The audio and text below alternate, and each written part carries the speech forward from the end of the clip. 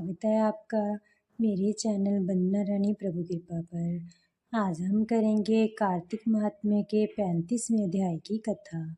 शौनक जी पूछने लगे कि दूसरे का दिया हुआ पुण्य मिलता है या बिना दिया हुआ मिलता है।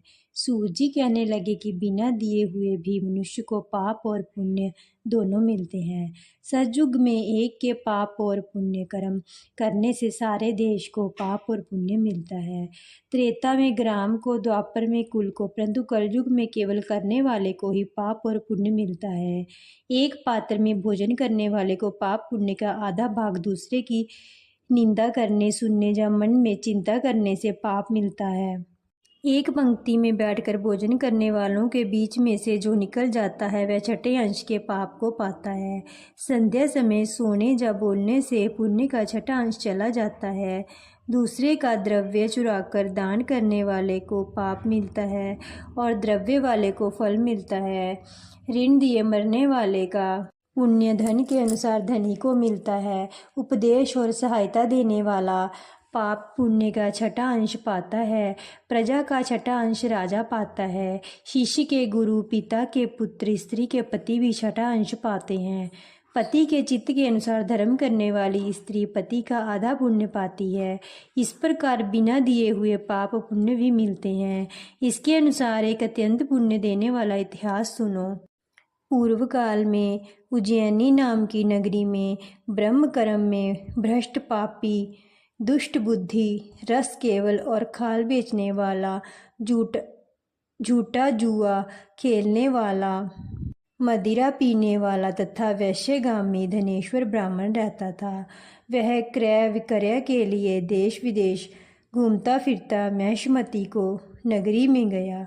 माल बेचने के लिए 1 मास तक ठहरा रहा। एक दिन नर्मदा नदी के तट पर उसने जस और देव पूजन करने वाले ब्राह्मणों को देखा। पूर्णिमा को गो ब्राह्मण का पूजन तथा दीपदान देखा। शाम को श्री शिव जी के लिए दीपदान का महोत्सव देखा। इस पूर्णिमा को दान हवन जय करने वाले अक्षय फल को प्राप्त होता है। महादेव जी और विष्णु जी को जो कोई यंत्र मानते हैं उनकी पुण्य किरण सफल हो जाती है। धनेश्वर यह सब उत्सव देखता रहा। उसी रात्रि को उसे सर्प ने काट लिया। तब कुछ मनुष्यों ने उसके मुख में तुलसी दल और नर्मदा जल डाला। इसके बाद वह मृत्यु को प्राप्त हो गया। तब यमराज के दूत उसको पास से बांधकर मारते हुए मयपुरी को ले गए। चित्रगुप्त ने उसको क्रोधित दृष्टि से देखकर यमराज से कहा कि महाराज यह घोर पापी है, इसने आजू पर्यंत कोई पुण्य का कार्य नहीं किया। तब यमराज ने क्रोधित होकर अपने दूतों को आज्ञा दी कि इसको मुद्रों से मार मार कर कुंभी पाक में ले जाकर खोलते हुए तेल के कड़ाही में डालो। दूतों ने ऐसा ही किया, परंतु कड़ाह में डालते ही उबलता हुआ तेल अत्यंत शीतल हो गया। दूतों ने जब यह बात जाकर यमराज को सुनाई तो यमराज को बड़ा आश्चर्य हुआ। उसी समय नारद जी यमराज की सभा में आए और यमराज से पूजित नारद जी कहने लगे कि हे यम, यह धनेश्वर पापी होते हुए भी कार्तिक मास में व्रत करने वालों के सत्संग करके पुण्यवान हो गया है। अंत में नर्मदा के जल सह तुलसी दल भगवान के भक्तों के द्वारा इसके कंठ में छोड़ दिए और इसको विष्णु का नाम सुनाया गया।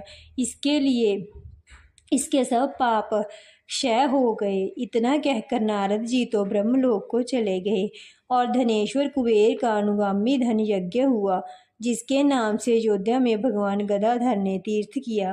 पापों से नरक मिलता है और पुण्य से स्वर्ग मिलता है। जो पाप कामना रहता है वह सूखा और जो कामना युक्त होता है वह गीला पाप होता है। कार्तिक मास में के व्रत से दोनों तरह के पाप नष्ट हो जाते हैं। व्रत करने वालों के दर्शन मात्र से अनेक जन्मों के पाप नष्ट हो जाते हैं।